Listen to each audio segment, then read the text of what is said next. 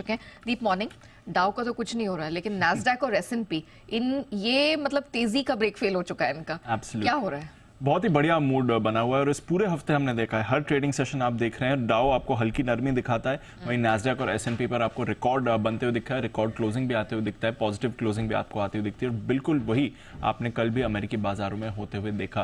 तो डाउ 300 अंक की रेंज में कारोबार था, उसमें आपने देखा करीब 65 अंक नीचे बंद हुआ, बट उसके सामने S&P और नैस्डैक दोनों पर नए इंट्राडे रिकॉर्ड्स बने, दोनों पर रिकॉर्ड क्लोजिंग हाई भी आपको बनते हुए दिखे, अच्छी बढ़त के साथ ये भी बंद होते हुए दिखे।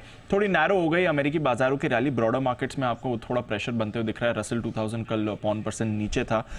कुछ स्टॉक्स की वजह से ज्यादातर खरीदारी आ रही है, इसमें दिग्गज आईटी शेयर्स का बड़ा योगदान है। कल सेमीकंडक्टर शेयर्स में भी आपने अच्छी खरीदारी देखी है, बट एप्पल पिछले 3 दिनों से इसमें आपको मजबूत कारोबार दिख रहा है, कल भी मजबूती के साथ था और वापस इसने माइक्रोसॉफ्ट को क्रॉस करके वर्ल्ड की सबसे वैल्यूएबल कंपनी बन गई है, सबसे बड़ी कंपनी बन गई है मार्केट कैप के लिहाज से। तो यहां पर भी आप कल एक्शन बनते हुए देख रहे थे। इसके अलावा कल टेस्ला में भी अच्छी खरीदारी आती हुई दिखी है, वहां पर रखिए नजर, और आईटी से जुड़े कुछ और स्टॉक्स भी कल आपको अच्छा एक्शन दिखा रहे थे।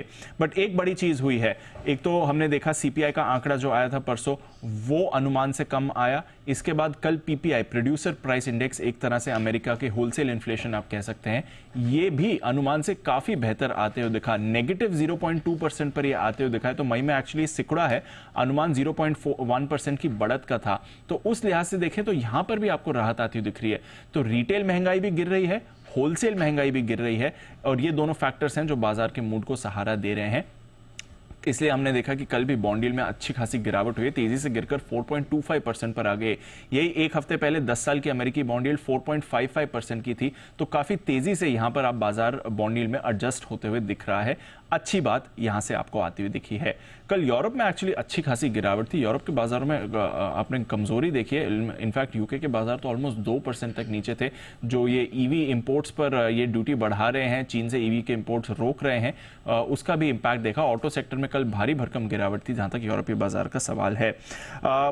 कमोडिटी एक्शन की बात करें तो कल सोने में अच्छी खासी गिरावट आई, करीब $40 सोना फिसला है। चांदी में बड़ी गिरावट थी, 1 महीने के निचले स्तर पर आ गया। कच्चा तेल कुछ ज्यादा खास कर नहीं रहा है, एक रेंज में ही कारोबार हो रहा है।